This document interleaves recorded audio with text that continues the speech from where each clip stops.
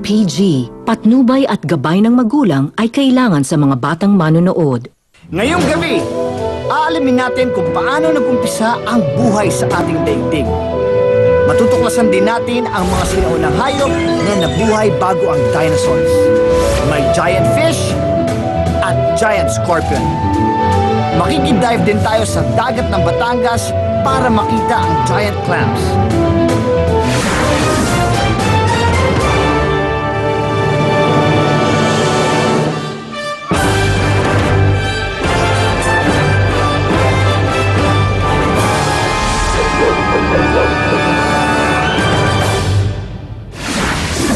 Ito ang Earth, 4.4 billion years ago.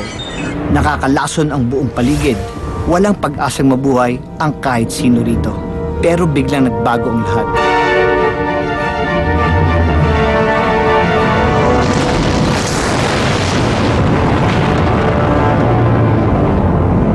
Isang planeta na kung tawagin ay Theia, ang sumalpok sa Earth at nagsanib silang dalawa. Kaya nalikha ang isang bagong mundo, ang ating mundo. Kahit ngayon, ang Theia ay matatagpuan sa ilalim ng lupang tinatapakan natin. Isang maliit na bahagi rin ng Theia ang naging buwan. At unti-unting nabuo ang mga karagatan hanggang sa handa nang magsimula ang buhay sa daigdig. Pero sino ang maninirahan sa bughaw na planetang ito? Ikikwento namin sa seryeng ito ang kamanga-mangang buhay bago dumating ang mga dinosaur. Isang panahon kung saan nabuhay ang pinakakakaiba at pinakamarahas na mga nilalang na naglaban-laban para maghari sa daigdig. Kabilang sa mga nilalang na ito ay ang mga pinakaunang ninuno natin. Sa kanila nakasalalay kung mabubuhay ang mga tao o hindi. Habang sila'y nag-e-evolve, ang mga kakatuwang nilalang na ito ang lilika ng batayan kung paano mabubuo hindi lang ang katawan natin.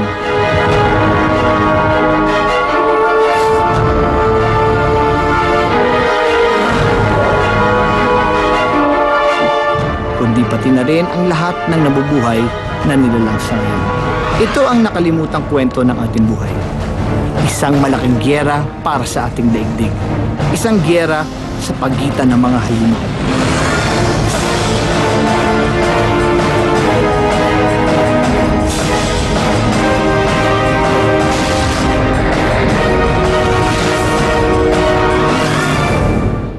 Hey, Pat Choy! Happy Chinese New Year! Para talagang happy tawagin natin ang bibong robot, si Bibot. Hi, Explorer Aga! At sa lahat ng explorers na nanonood sa atin ngayon, alam niyo ba na ang taong 2012 ay ang 4,709th year sa Chinese calendar? At para sa kanila, ngayon ang Year of the Water Dragon or Black Dragon. Wow, Bibot! Umpisa pa lang ang dahil mo ng baon na kaalaman. Siyempre, gusto nating maraming natututunan ang mga explorers. Maganda yan, maganda yan. Alam mo, dahil bagong taon ngayon, sisimulan natin ang pagkaklas dito sa Pilipinas. Maiba lang. Diba? Dapat lang kasi. It's more fun in the Philippines. Oo nga, at isa pa, dumadami na ang kasama nating mga explorers. Wow! Mamaya, ipapakilala natin yung isa sa kanila. Ipapasal niya tayo para makita ang ganda ng kalikasan sa sarili nating bayan. Wow! Philippines! Para kang turista. Teka muna, bago tayo mag-umpisa, may itatanong ako sa'yo. Trivia question. Teka, ako yung nagtatanong ah. Maiba lang, okay? Game na. Tama o mali? Ang mga unang hayop na nabuhay sa mundo ay dinosaurs. Mali! Ang unang hayop na nabuhay sa mundo ay hindi dinosaurs, kundi ang... Huwag mo munang sabihin kasi yan ang umpisahan natin bagong serye. Dito makikilala natin ang mga hayop na totoong nabuhay bago dumating ang dinosaurs. Panalo! Sa pamamagitan ng computer image technology, makikita natin ang itsura nila at kung paano sila namuhay noon. At gaya ng dinosaurs, parang monsters din ang dating ng iba sa kanila. Astig na astig. Kaya umpisahan na natin mga kapatid. Pinoy Explorer presents Walking with Monsters, Water Dwellers. Ito ang planeta natin, 530 million years ago. Wala pang nabubuhay sa ibabaw ng lupa. Pero sa ilalim ng dagat, meron na.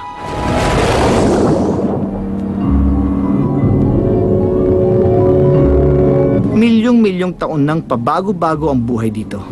Mabagal, pero tuloy-tuloy ang takbo. Lumalangoy-langoy sa ilalim ng karagatan ang mga simpleng nilalang na may malambot na katawan. Pero ngayon, sa ilalim ng karagatan, parang bumibilis na ang ebolusyon. Nag-uumpisa ng manginain ang mga predator. Ito ang Anomalocaris, ang kauna-unahang super predator ng daigdig. May haba na 2 meters ang halimaw na ito at utang niya ang kanyang tagumpay sa isang bahagi ng kanyang katawan, ang kanyang mga mata. Kakatuwa ang itsura nito pero pangkaraniwan na rin. Marami mga predator noong Cambrian period ang mayroon na din ganitong klase ng mga mata. Pati nga mga hinahunting nila, ganito rin ang mga mata. Ang resulta, matinding giyera. Dahil pareho silang nakakakita at nakaka-react sa kanilang mga kaaway, umaatikabo ang labanan ng mga nangahunting at hinahunting. Hanggang ngayon, nagpapatuloy ang giyerang ito at isa itong pangunahing puwersa sa likod ng iba-ibang anyo ng buhay.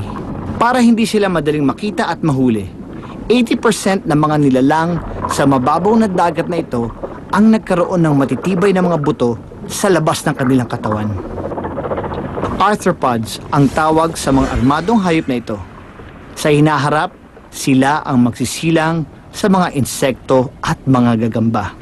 Pero sa katubigang ito, matindi ang kompetisyon. Kahit ang astig na Anomalocaris, nasusubok ang lakas.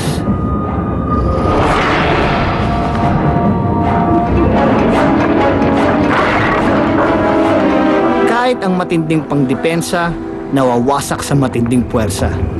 Kaya naman nakaharap ang mas mahina sa isang panibagong banta. Matindi ang labanan na yun, Explorer Aga. Nakakahingal. Oo nga, ang hirap kayang huminga sa ilalim ng tubig. Buti na lang may naimbento ang taong instrumento na ginagamit para makahinga tayo sa ilalim ng tubig. Alam ko yan. Yan ang mga gamit sa scuba diving. Excited ka na naman. May mga kaibigan tayong explorer na ituturo yan at ipapasyal pa tayo sa Batangas. Panoorin natin to.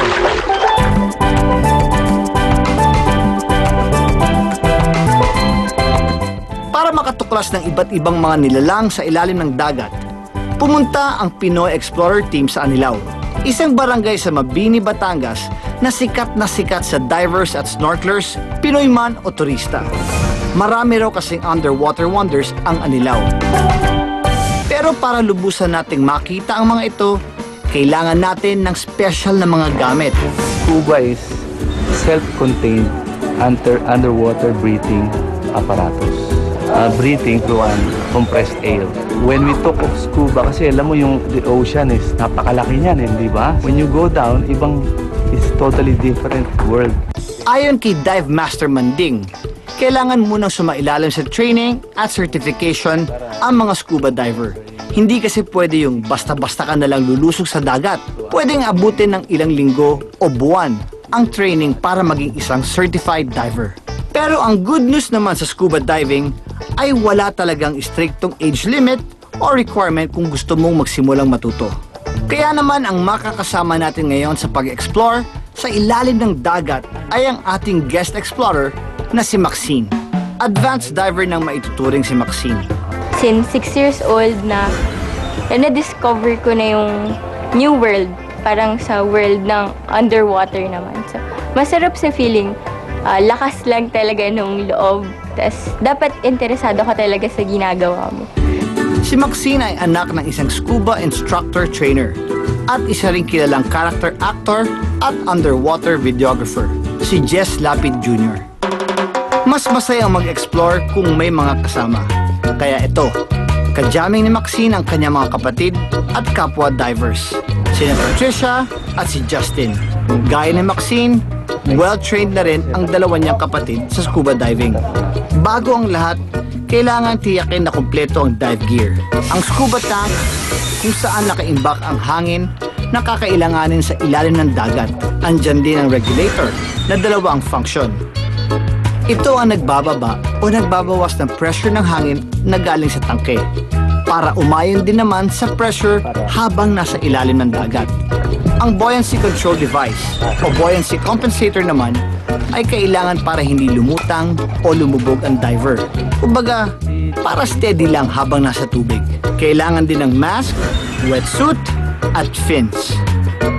O ayan, handa na ang ating mga diver na lumusong sa tubig. Oops! Reminder lang po, kapag 3 months na tayong hindi nakapag-dive, dapat nating i-refresh lahat ng exercises para makaiwas tayo sa aksidente. Kaya yun na po ang gagawin natin ngayon. Halika na! Gagawin ang refresher exercises sa isang spot na malapit lang sa baybayin. Ang tawag nila dito ay classroom. Ilan sa mga ginagawa ng divers kapag may refresher ay ang regulator recovery. Para tiyak na mabilis at tama ang pagkuha ng regulator sakaling matanggal ito. Ang mask clearing naman ay para matiyak na hindi masyadong masikip o maluwag ang pagkakasuot. At isa pa, para sigurado ang visibility sa ilalim ng tubig. Ngayong napasadahan na ng mga diver ang exercises, ready na sila sa kanilang gagawing underwater exploration. Susunod sa Pinoy Explorer. Sa pagpapatuloy ng Walking with Monsters, sa maniwala kayo at sa hindi, yan ang ninuno natin. Ano kaya ang ibubuga ng ating lolo sa mga higanting alakdan? At abangan ang pag-dive ng ating mga kaibigang explorer sa giant clams. Kaya walang alisan, ang daming matutuklasan dito lang sa Pinoy Explorer. Tama o mali? Kayang mabuhay na alakdan kahit isang beses lang itong kumain sa isang taon? Ang sagot sa pagbabalik ng Pinoy Explorer!